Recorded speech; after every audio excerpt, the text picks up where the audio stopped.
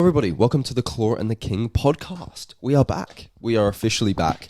Took a bit of a hiatus due to my foreign travels, as they say.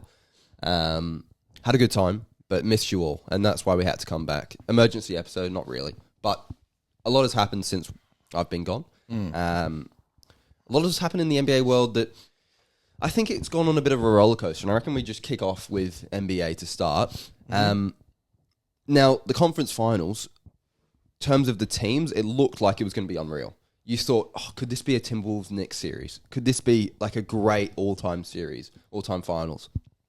Turns out, probably if you started the playoffs, probably the two teams that you wouldn't want to see in the finals got in the finals.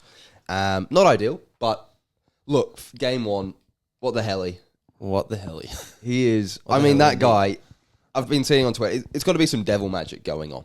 There's got to be, either it's like he's aligned with Christ himself or he's working with the devil.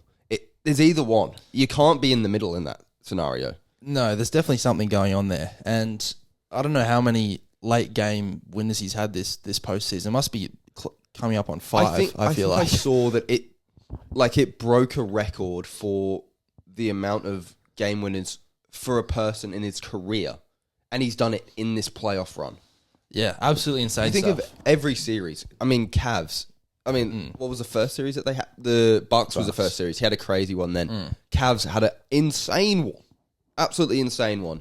Knicks had a crazy one as well when it bounced off the top and hung in the air for an age and then dropped in. And then this one. I mean, I think I was watching the game. I was working at the time, but I was watching the game sort of in the background. And the Thunder at all times felt like it was so comfortable. It looked like the most comfortable game on in history. You're like, what the hell are the Pacers doing, in this series? Like, why are they in the finals? This is such a joke.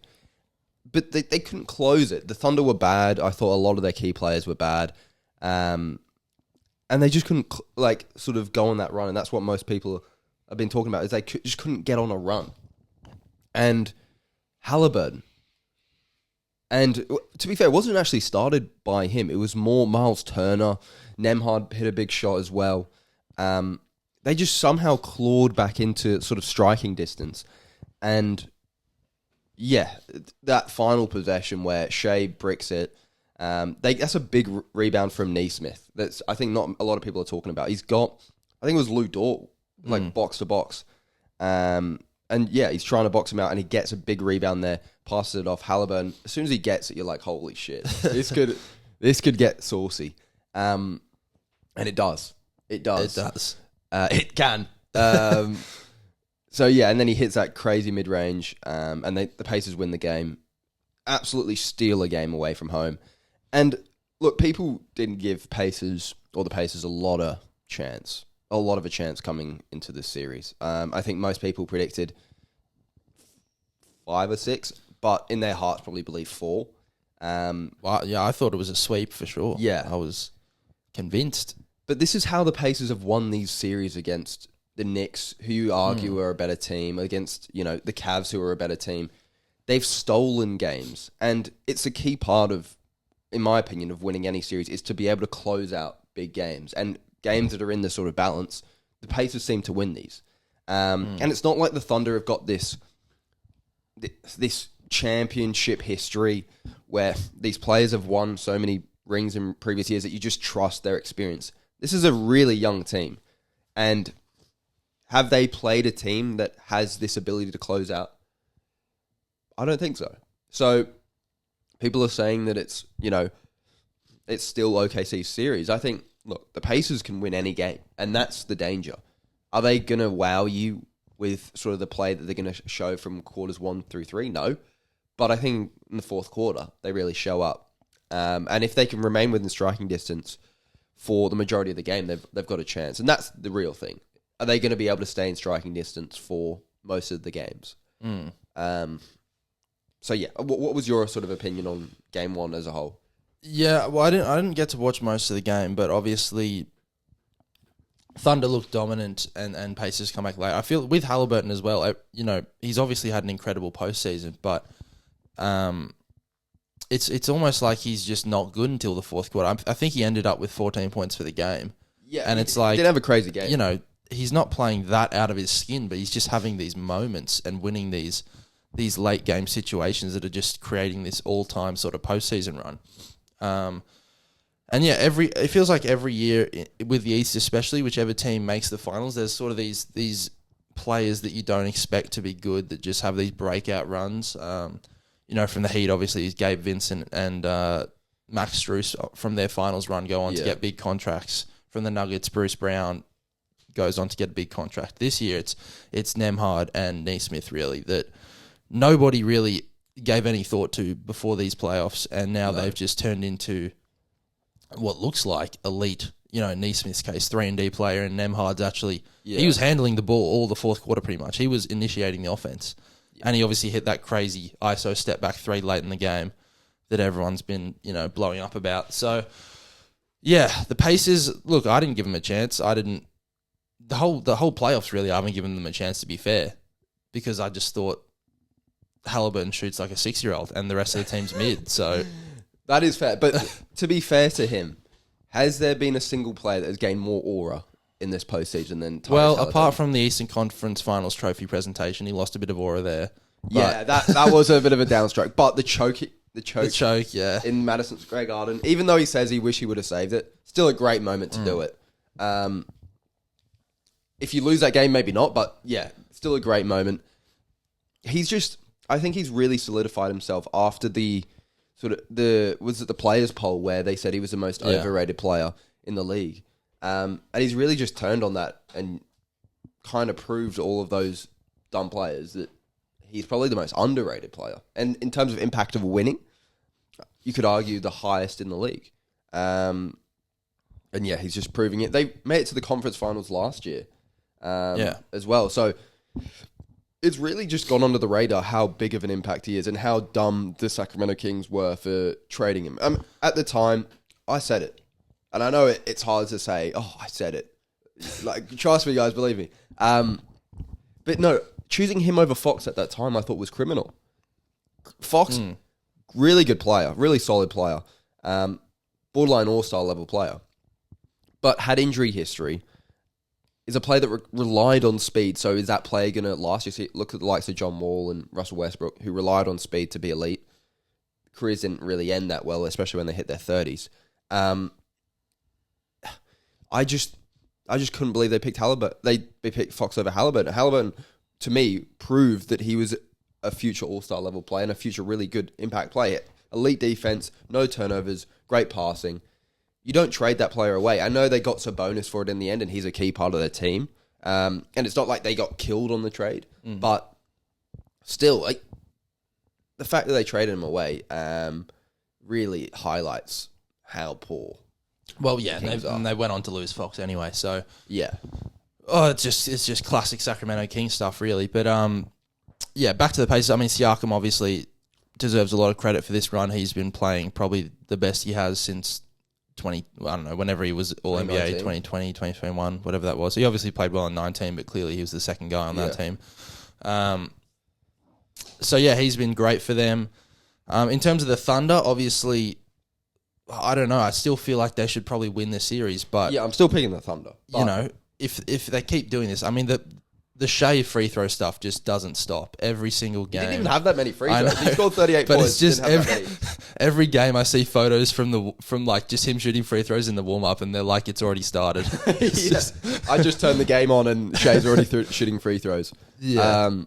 But I mean, he needs help. He didn't have a terrible game. He was inefficient, but he did have like 30. Well, he wasn't terribly inefficient. He shot like 45 from the field. He wasn't bad. Yeah. He was pretty good, actually. Probably, in terms of like overall game, was probably the player of the game. But the rest of the team, I mean, Chet Holmgren looked dodgy. J-Dub is very hot and cold at this. The whole playoffs, really. He'll be amazing one game, and then he'll shoot 20% from the field the next game. Well, really, Lou Dort was the sort of the main offensive factor, especially in that first half. I think he hit 5 threes in the first half, or the first 3 quarters or something like that. So, yeah. I think the Thunder have got a lot to sort of reflect on and see if they can close these games out. Because, look, they've been, if we're honest, they've been dominant in these playoffs. And, look, have they had a kind of easy run? Yes, but no, though. They played the Nuggets, who are a great team. And they played, the Wolves, who, look, not at the best, but have good players. I mean, they've got, future superstar players now. Has Ant-Man taken that jump that we thought he would? Probably not yet. And that was a bit of probably the biggest disappointment of the playoffs so far, in my opinion. And really, the Wolves didn't show any effort or any sort of real competition with the Thunder.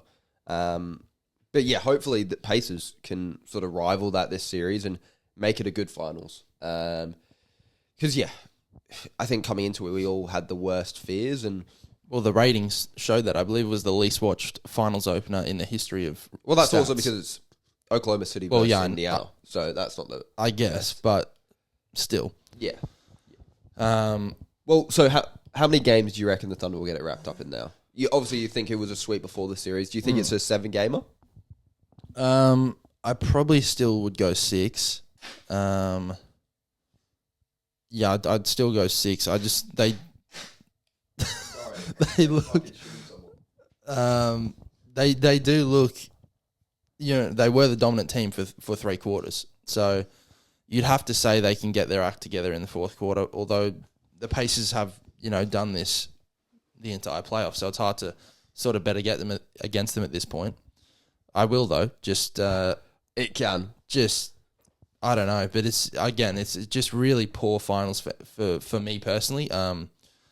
Just strongly dislike both these teams. I don't know why. Why do you hate the Pacers? I think they're. I just don't like Halliburton. I don't know why. I think Halliburton's really grown on me. I think he's grown on most people during these playoffs. I just don't like him. I don't know because he's just not like his voice. Like he has to be doing that voice thing on purpose. Where he has like 3 different voices in the space of 10 seconds. Oh no, it's not as bad as Cat though. Cat's way worse. But Cat's just fruity. Yeah, but the next interview he'll do is like, yeah, it's a really tough game. Yeah, it was a really, really good effort from the boy. Like, but then he'll go on a stream and go, after all that, like Halliburton's one is like he just gets possessed by a demon and then he just goes back to talking. That is cool. Look, the Pacers are kind of boring going into the playoffs and definitely sort of not ideal to get to the finals, but I think they've really grown on a lot of America, and I think everyone's rooting for them over the free throw merchant himself, Shea. And I'm so glad that we didn't keep Shea, honestly. The Clippers, so glad. So glad. Because you could be winning a chip, though. I don't want to be rooting for a free throw merchant. Why would I want that? That's just... Well, true. I mean, is it really a ring if it comes by free throw? Yeah, exactly. That's exactly what I'm there's telling asterisks myself. on the bubble ring, apparently. Like, yeah. Any ring that Shea wins from here on out, there's just massive fake. asterisks. Yeah, fake. Yeah, so glad to have Paul George. And look, watching Paul George, so much better in terms of like aesthetically. And like, sack the picks off as well. Like, yeah, exactly. You'd rather get rid of the picks just to get rid of Shea. Exactly. Like, that just was to make the trade work. work. It was just... yeah, so watching Paul George with his sexiness... And you got rid of him before he torpedoed into a complete another trash can. Yeah, exactly. So, we watched his rookie season, looked promising, looked like a good young player, and then we traded him away before he got all the bad stuff in him. But no, yeah, it's kind of alarming how bad that trade is. Well, it's clearly the worst trade I think it's the worst trade in NBA history. No, the Brooklyn Nets trade. Well, that's worse. the obvious one that comes up, but I don't know. This one's definitely rivaling it. But look.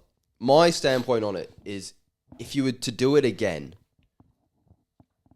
would it be bad? Yes. But it's not that bad, especially if you know you're trading for Kawhi. It's kind of like you're trading for Kawhi and Paul George at the time. But because we've seen how that 5-year stretch went. How unlucky. If you were to roll the dice again, that team probably wins a championship in year 1 or 2.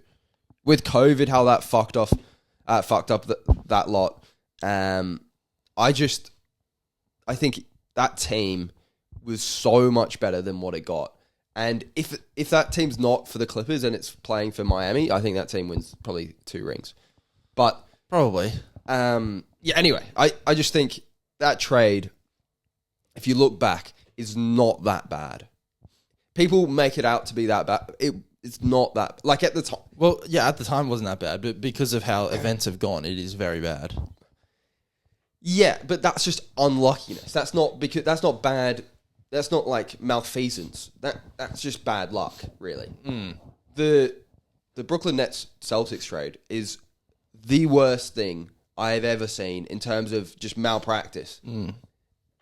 They traded they traded these old, like the Boston Celtics traded like 35, 36-year-olds for first-round picks. And at the time, no one valued really first-round picks and saw like the potential of it.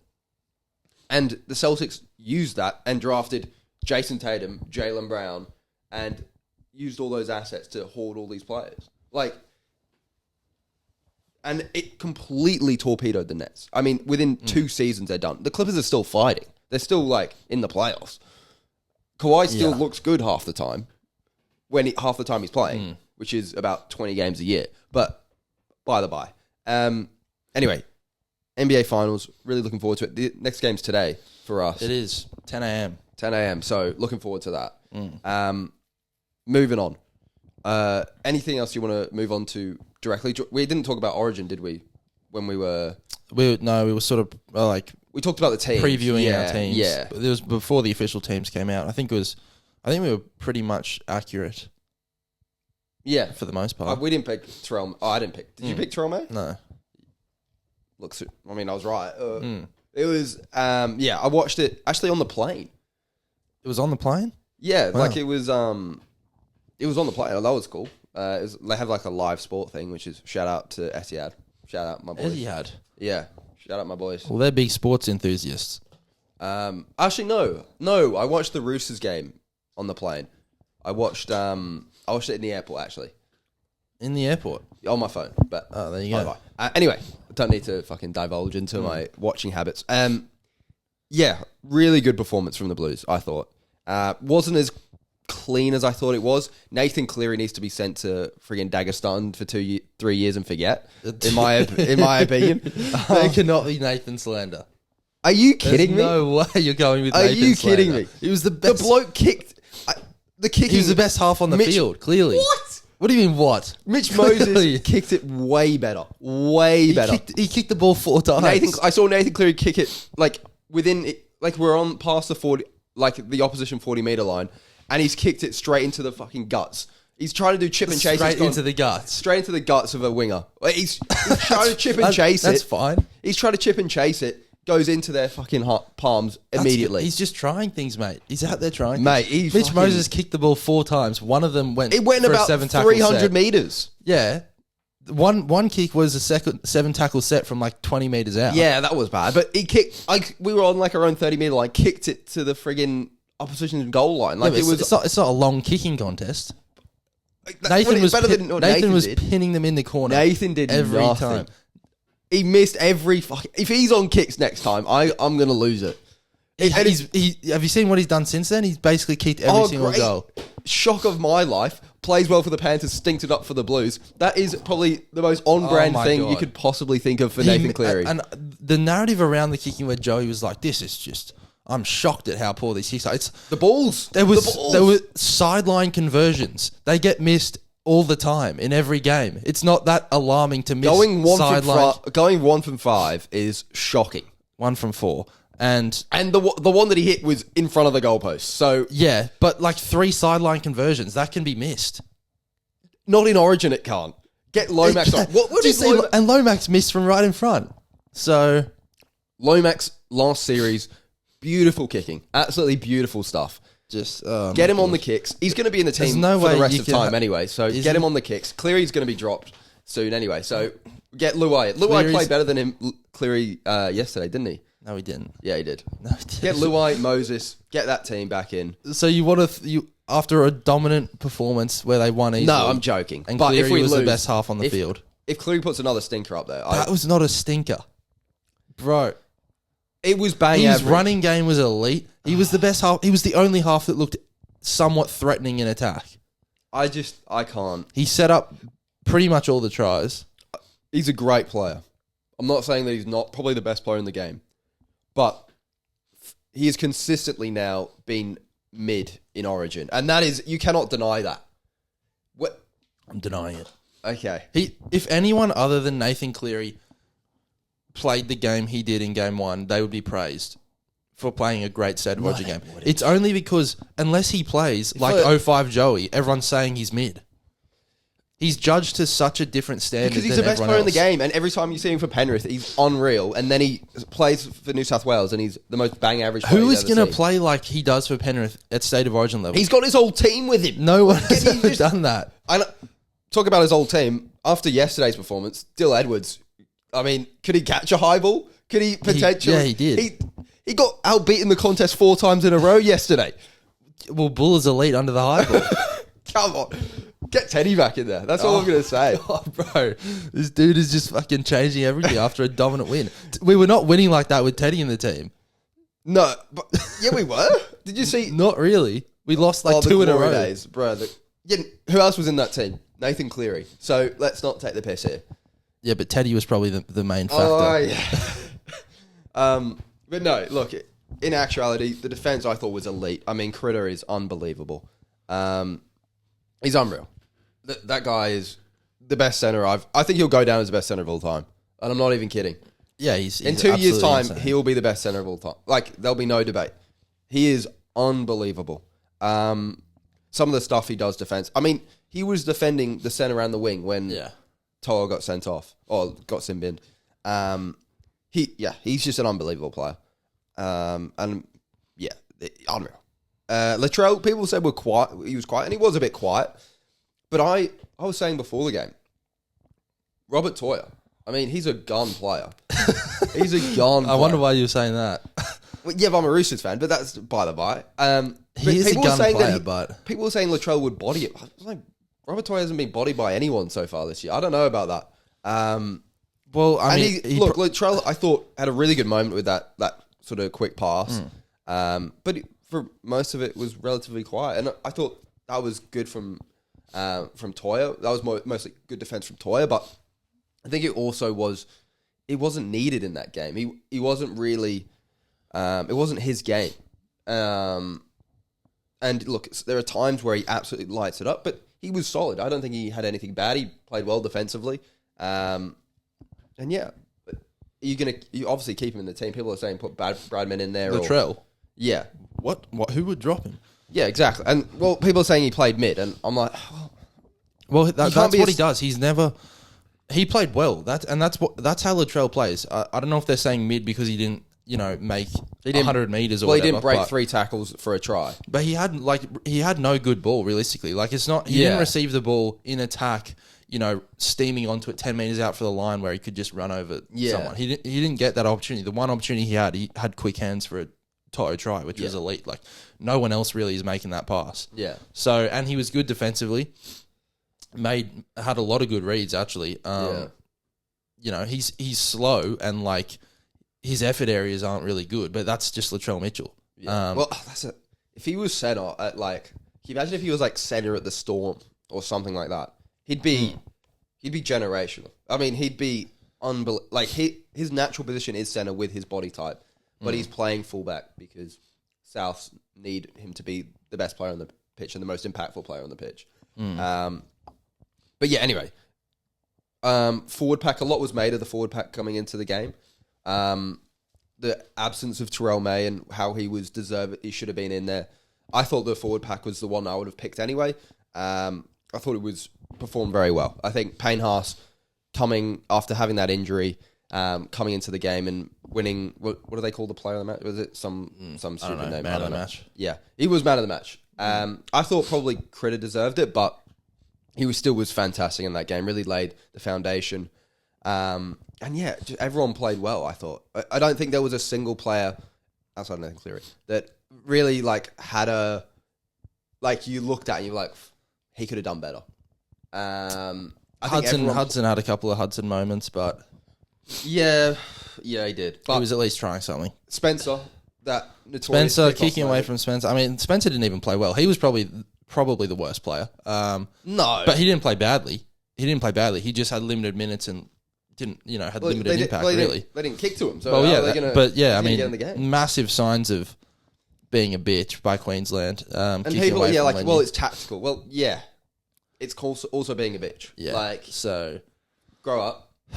And, Is Daly Cherry Evans being dropped because of that moment? I think probably. I don't think Daly fucking chose to do it. I think he did. I think he went, lads. I think it's we're more not kicking there. I think it's definitely a call from the coach. I think Billy's kind of gone, let's not kick to Spencer. Yeah, it was probably a call from the coach. But yeah, it's a terrible look, and the vision of Spencer, calling them all pussies on the camera. That's going to go down in history. That image. And for an Origin that was really lackluster in terms of the build-up, pretty much nothing to talk about in the build-up. There was no... Well, they were all on media bands. All the interesting people were on media bands. That's why. Yeah, I mean, scrap the media bands. Yeah. Like, what are we doing? If you're on a media band, you're not getting paid. That's it. Well, it's not their choice. It's the PR people's choice. No, it's the players' choice. They put themselves on media bands. No, they don't. Yeah, they did. Latrell put himself on a media band. Latrell's different, but I don't think... The rest, and Spencer did as well. I think it's more of a conversation between PR people and the player. Like, hey, we don't want you to say something that you'd regret. But no, PR people want that. They love that shit. No, they want clicks. They want views. Not if you're representing the team.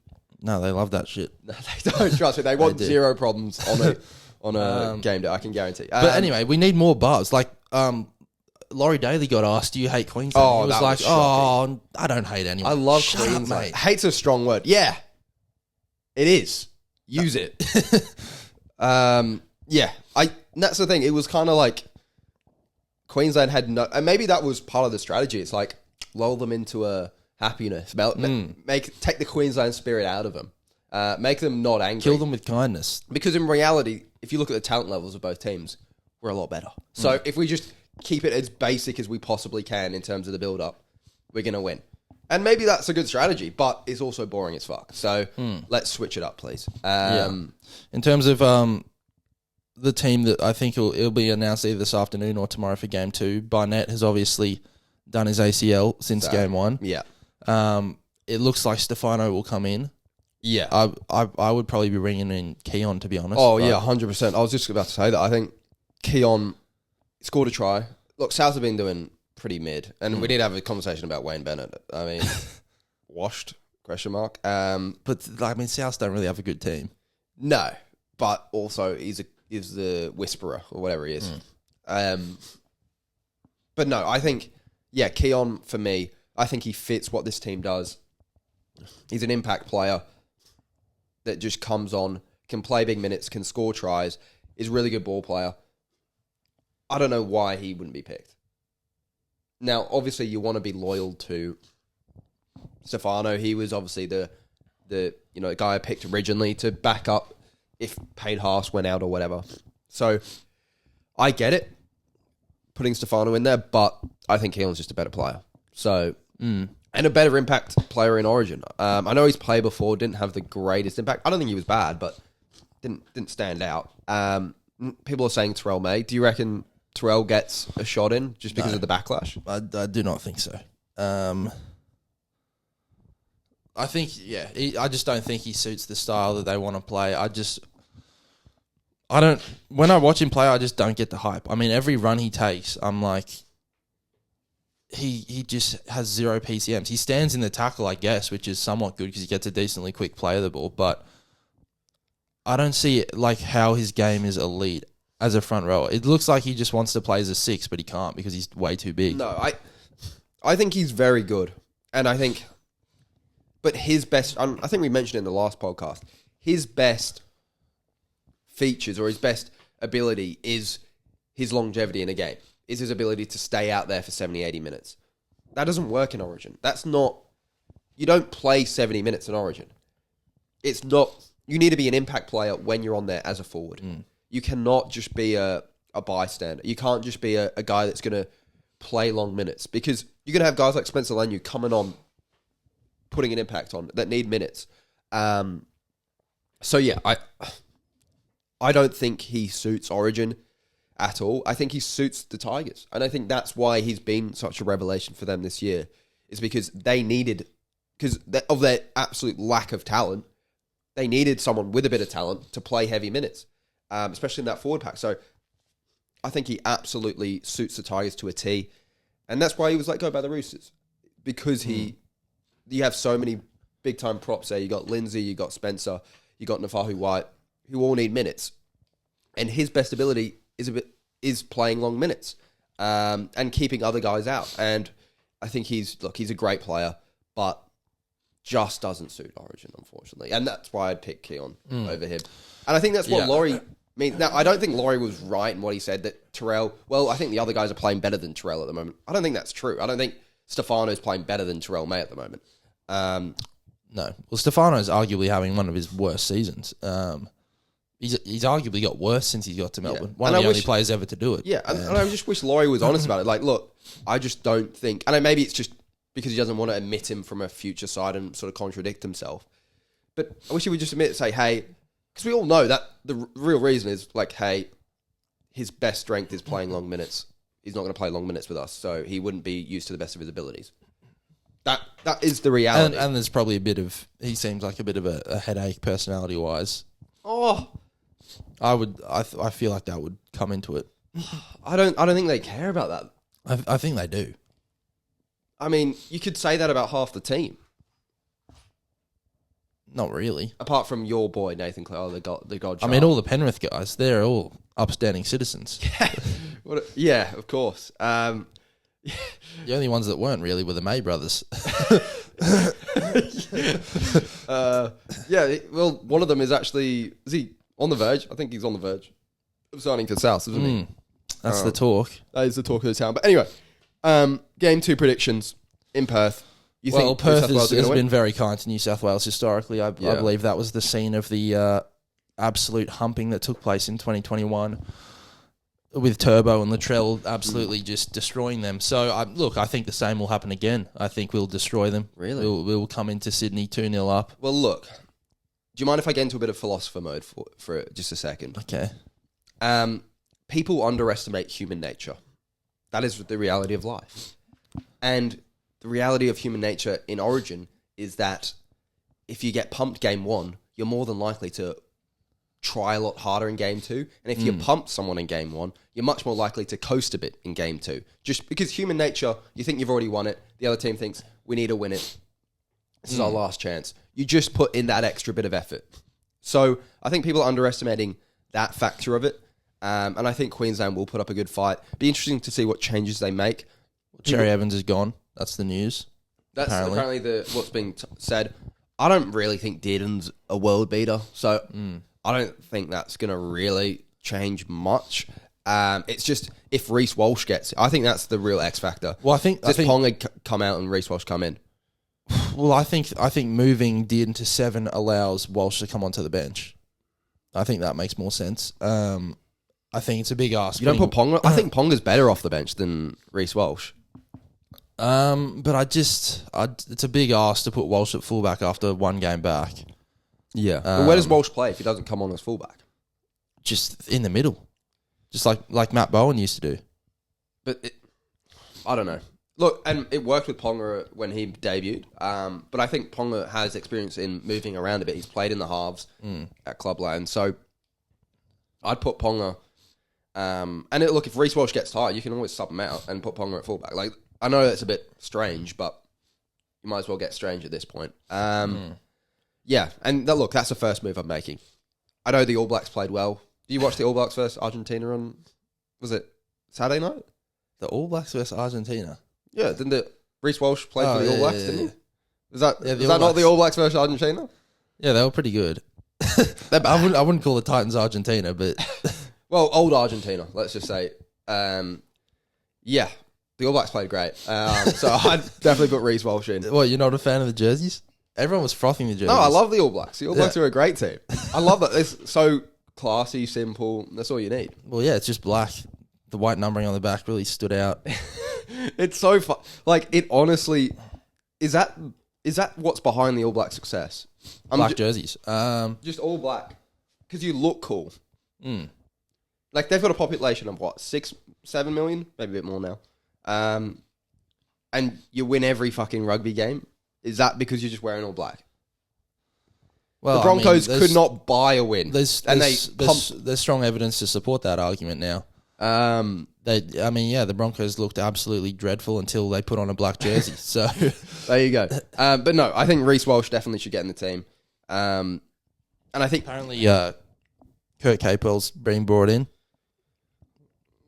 No. I had to watch this come back and mind me.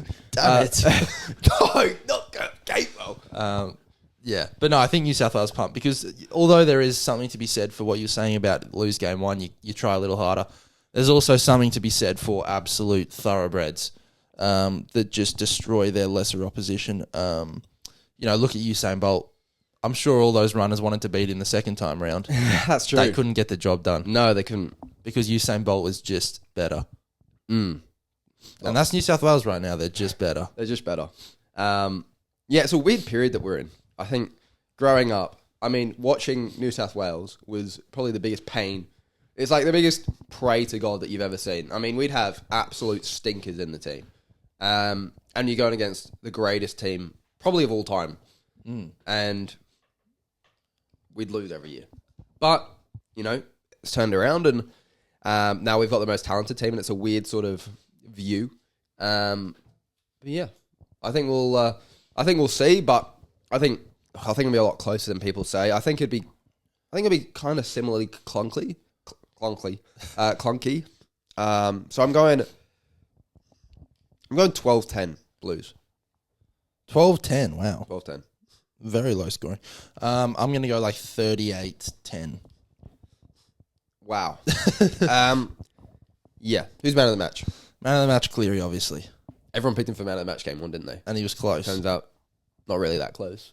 You got to be the number one Cleary hater I've ever met. I don't hate him. I said he's the best player in the world. But thinking he had a bad game in game one is... No, my frustration has always been, and you know this, so you're manipulating the facts here. I always said, for Penrith, he's the best player in the world. He will play his heart out for Penrith.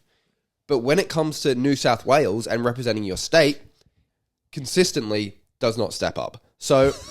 he has a winning record.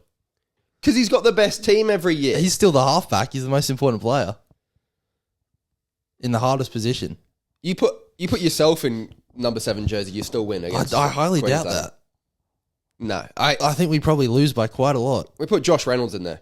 We're winning the series. I don't care.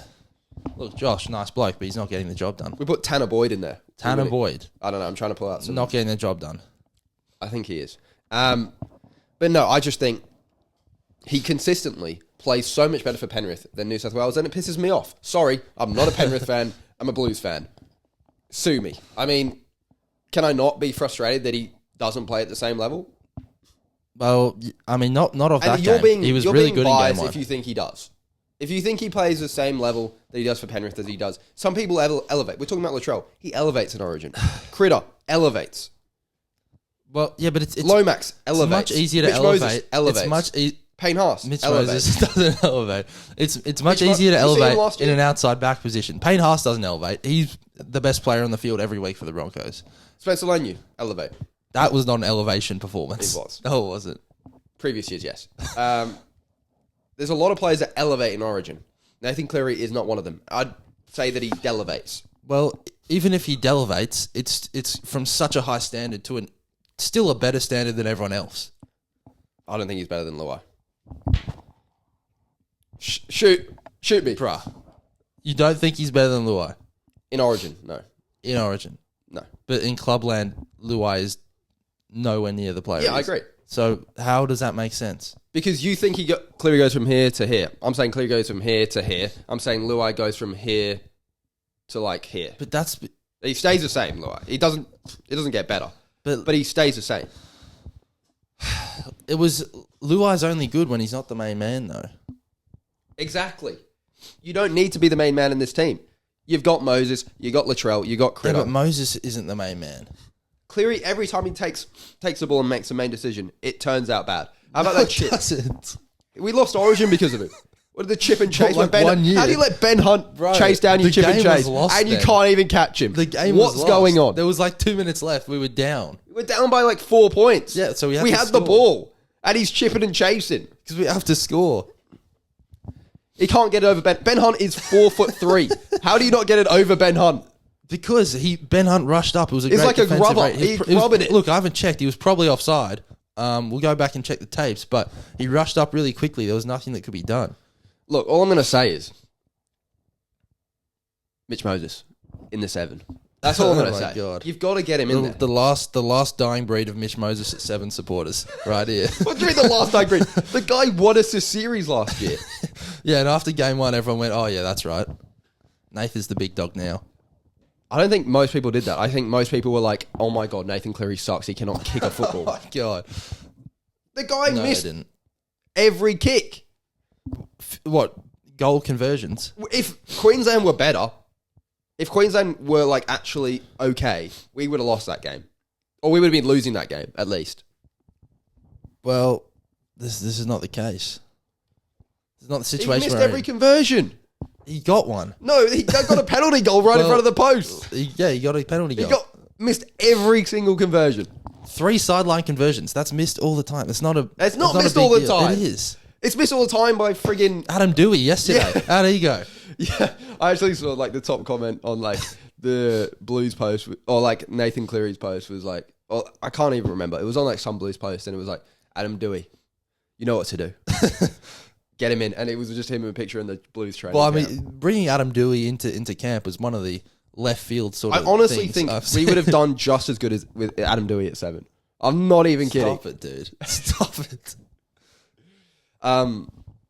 No, look, great player, just not a great Origin player, and I'll stand by that. Well, you can stand by that and standing by it. just I'm standing by it. You can die I think on that hill. If you ask the fans of our podcast, they will say the same. I highly doubt that. They're all loyal Nathan fans. Are they? Yep. Yep. Anyway, moving on. We'll hit a bit of football. So spoiler alert, went to Spain. And I watched Man United in the Europa League final against Spurs. Went to the game, really cool atmosphere, shocking game.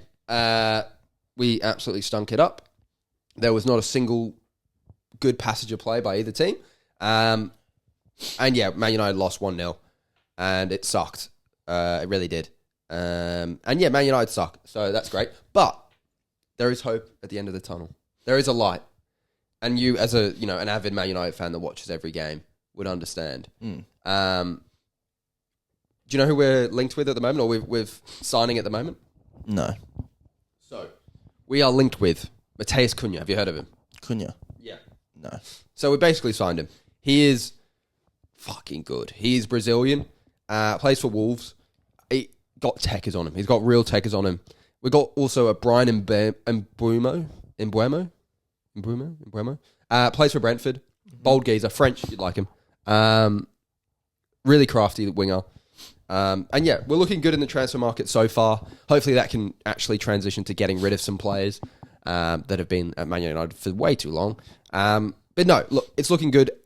But the main news for Australians is Ange. So the Spurs team that won the Europa League final ended up sacking their manager after winning them the Europa League final. What do you make of that? Well, it's probably one of the, decisions in football where I think the whole public is united in the fact that this is what nobody wanted. Everybody is against the decision. I looked on Spurs' Instagram account. Every single comment is, what is going on?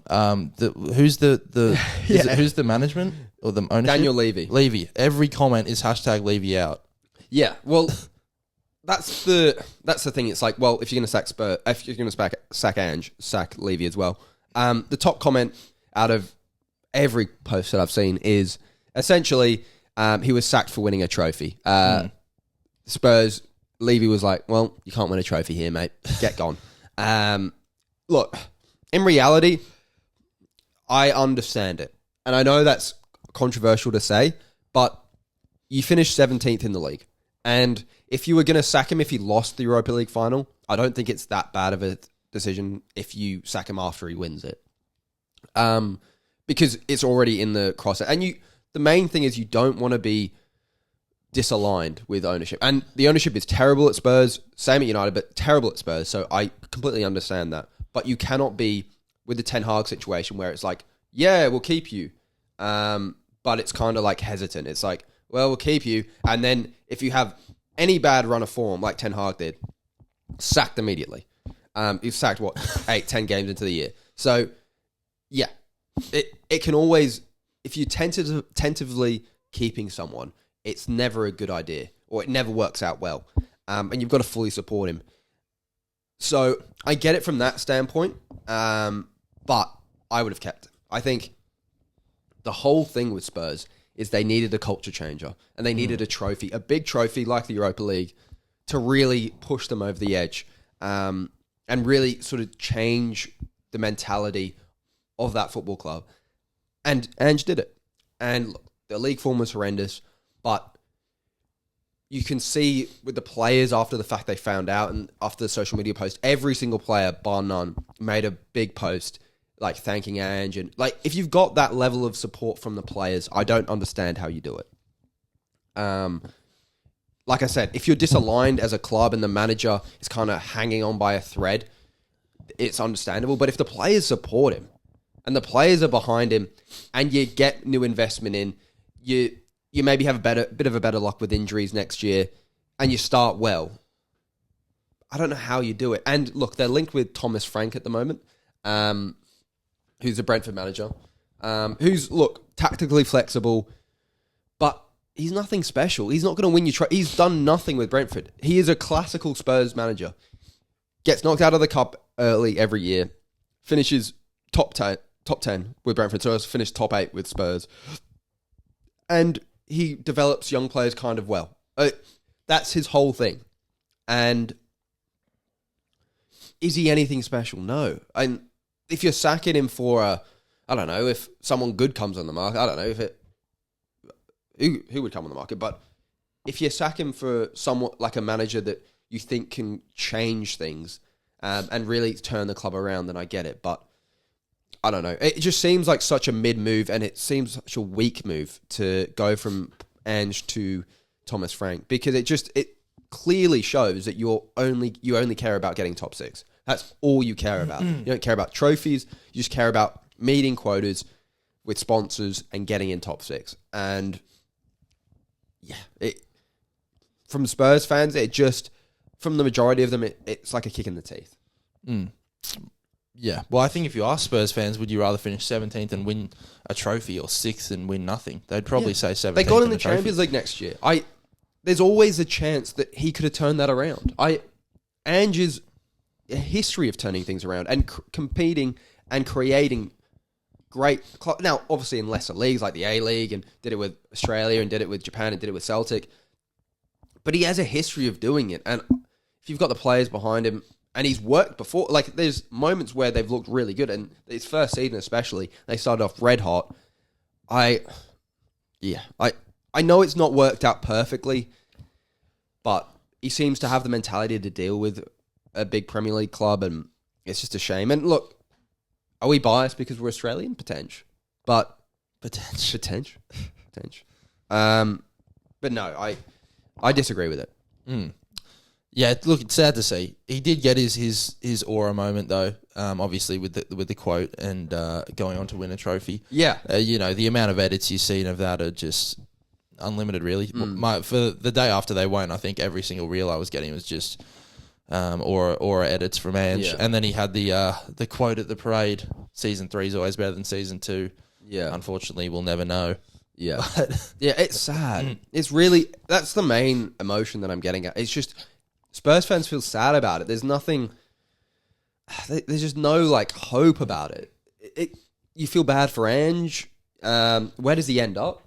Does he end up in a Premier League club? Does he take a year off and then ends up in a Premier League club somewhere, or a mid-table? Because he's not going to get higher than Spurs, if we're honest, in terms of like status of club or money of club, or standard of players, really. So, yeah, it's a sad one, but look, it was always in consideration for him to be sacked, and he is. So, sad stuff. Sad stuff. Anyway, moving on.